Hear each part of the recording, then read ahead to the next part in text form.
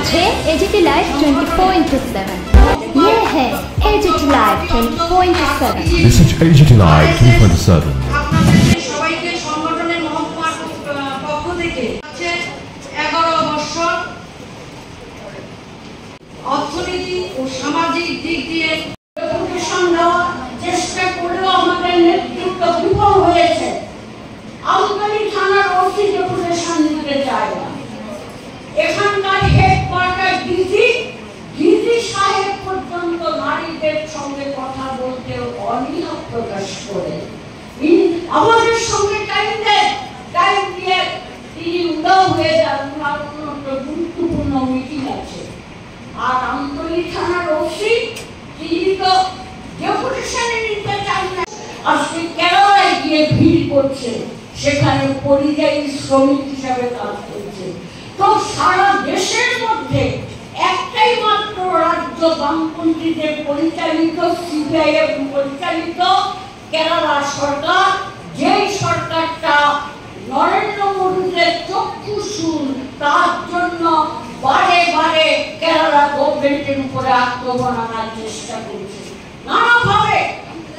এখন কংগ্রেস গত 24 লোকসভা নির্বাচনে সেখানে খাতা খুলেছে, আসন পেয়েছে। বিজেপিও একটা আসনে জিতে পার্লামেন্টে এসেছে। পরিস্থিতিটাকে জটিল করার জন্য সমস্ত প্রতিক্রিয়াশীল শক্তিগুলোকে এক জায়গায় নিয়ে আসছে। এই রাজ্যের মেয়েদের সম্মান দিয়েছিল, রাজনৈতিক সম্মান দিয়েছিল, সামাজিক মর্যাদা দিয়েছিল, অর্থনৈতিক উন্নয়নের পথ খুলে দিয়েছিল। সেই কথাগুলো স্মরণ করুন, সেই কথাগুলো স্মরণ করে বেরিয়ে আসুন। এই অত্যাচারের জমানা, এই অরাজকতার জমানা, একে উচ্ছেদ করতে হবে। এটাকে যদি উচ্ছেদ করতে না পারি, তাহলে আমাদের ভবিষ্যৎ প্রজন্ম অন্ধকারে ডুবে যাবে। আমার ছেলের ভবিষ্যৎ, আমার মেয়ের ভবিষ্যৎ, আমার পরিবারের ভবিষ্যৎ, আমার গোটা সংসারটা তছনছ হয়ে যাবে। মদ নেশায় ছেলেমেয়েরা বিপদগামী হবে, বিভ্রান্ত হবে, মায়েরা বিভ্রান্ত হচ্ছে। এর থেকে বেরিয়ে আসার জন্য সারা ভারত গণতান্ত্রিক নারী সমিতিকে আজকে ভূমিকা নিতে হবে। কংগ্রেস এটা মানবিকতার দাবি, এটা সময়ের দাবি, এটা আজকে ত্রিপুরা রাজ্যের পরিস্থিতির দাবি আপনাদের কাছে। আপনারা এই দাবি পূরণ করবেন। আপনারা সমস্বরে সমবেত হয়ে প্রতিবাদ মুখর যদি হতে না পারে, তাহলে এই দুর্বৃত্ত সরকারটাকে গদি থেকে নামানো যাবে না। ঘরে বসে বসে 28শে বামফ্রন্ট সরকার আবার আসবে, এই স্লোগান দিলে, এই কল্পনা করলে মগজ থেকে যাবে। বাইরে যদি আপনারা প্রতিবাদ প্রতিরোধ করে না তুলতে পারেন, তাহলে কিন্তু আকাশ কেন আরো কয়েকটা আকাশ আসতে পারে। এই দুর্বৃত্ত বাহিনীকে সরানো যাবে না। এরা মানুষের সর্বনাশ করছে, রাজ্যের সর্বনাশ করছে। এই আহ্বান আমি আপনাদের কাছে রাখছি। মা বোনদের ইজ্জত নিয়ে এরা ছিনিমিনি খেলছে। সুতরাং করলে আপনার দৃঢ় বিশ্বাস, দুটি মহকুমার উপরে আমার আস্থা আছে, বিশ্বাস আছে। আমি দীর্ঘ সময়কাল দুটি মহকুমার সাংগঠনিক কাজের সঙ্গে যুক্ত ছিলাম। গণ আন্দোলন, নারী আন্দোলনের সঙ্গে দীর্ঘদিন যুক্ত ছিলাম। আমার বিশ্বাস আছে আপনারা পারবেন। সাহস করে বেরিয়ে আসতে পারলে আপনারা পারবেন গোটা মহকুমাটার মধ্যে আবার একটা গণতান্ত্রিক পরিবেশ তৈরি করার সফল হবে। এই আহ্বান রেখে আপনাদের সবাইকে আমার আন্তরিক অভিনন্দন, ভালোবাসা। যারা বয়োজ্যেষ্ঠ আছেন তাদেরকে সশ্রদ্ধ প্রণাম জানিয়ে আমি আমার কথা বলা শেষ করলাম। সম্মেলন উদ্বোধন হলো। আপনাদের সবাইকে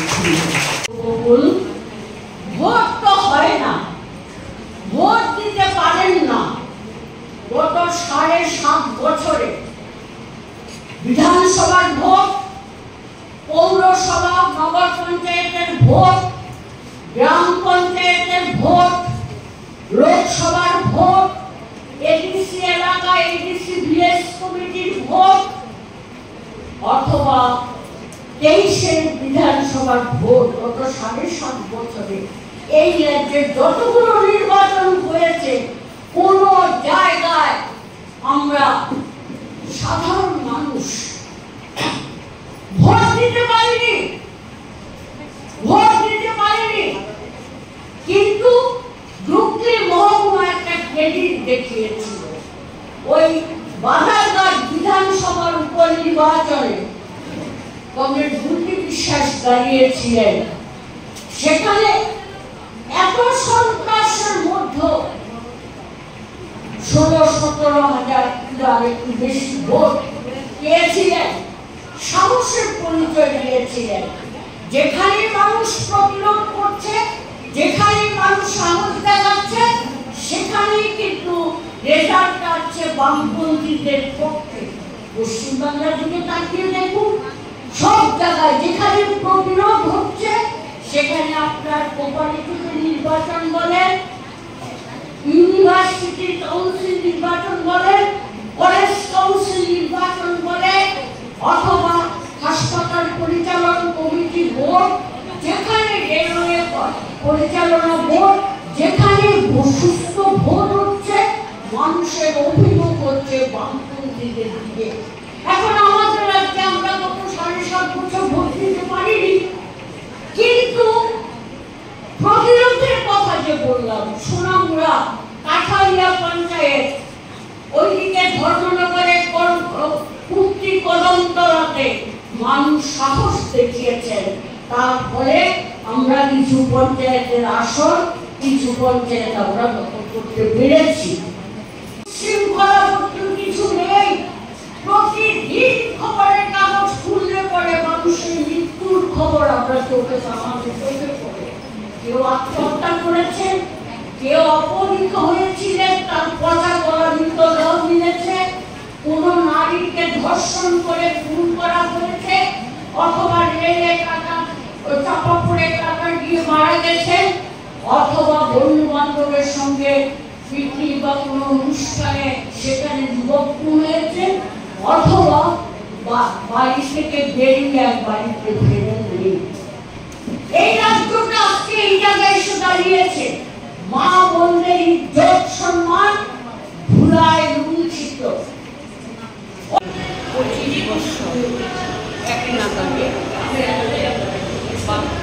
সিপিআইএমের নেতৃত্বে বামপন্থী সরকার ছিল। এর আগেও 78 সাল থেকে 19 পর্যন্ত 10 বছর মুখ্যমন্ত্রী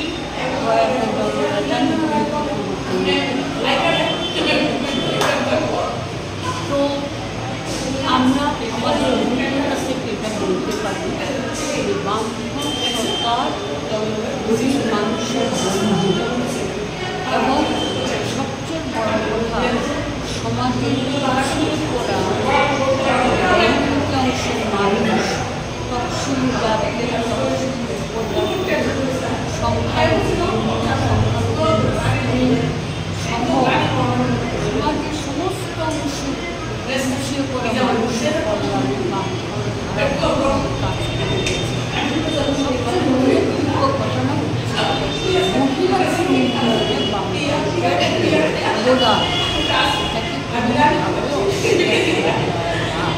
এই রাজ্যের নারীদের রাজনৈতিক স্বাধীনতা দানে ক্ষমতায়ন, রাজনৈতিক ক্ষমতায়নে বামপন্থী একটা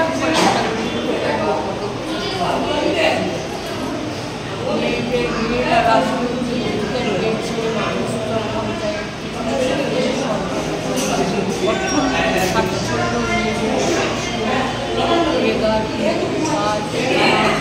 কাজে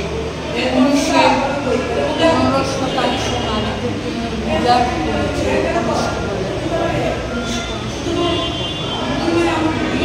এবং সামাজিক ক্ষেত্রেও মেয়েরা মর্যাদা রাখে।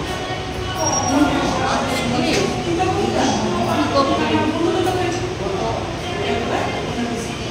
7.5 বছর পুরা আর নিজে জাতীয় ক্ষেত্রে 11 বছর। এই সময়ে আমরা পেয়েছি মেয়েদের মান সম্মান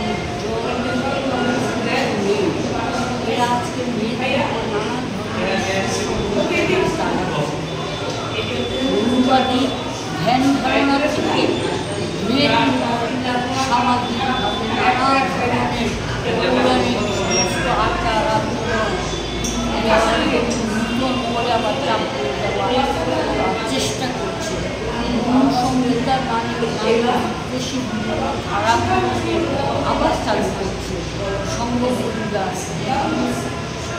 RSSের শাখা সংগঠন, বিশ্ব হিন্দু পরিষদ, বজরঙ্গ, হিন্দু সেনা এভাবে গুলি করেছে। দুটি অপরাধের মধ্যে আসমান জমিন ধারা।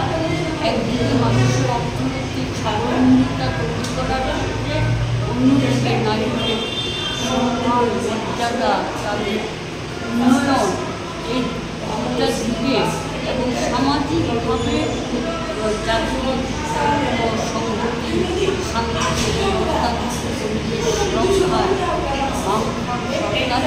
পরিবেশ রক্ষায় বামফ্রন্ট সরকার থেকে বিচার করা হয়। তাহলে আমরা দেখব সরকার এই রাজ্যে নারীদের, বিশেষ করে নারীদের জন্য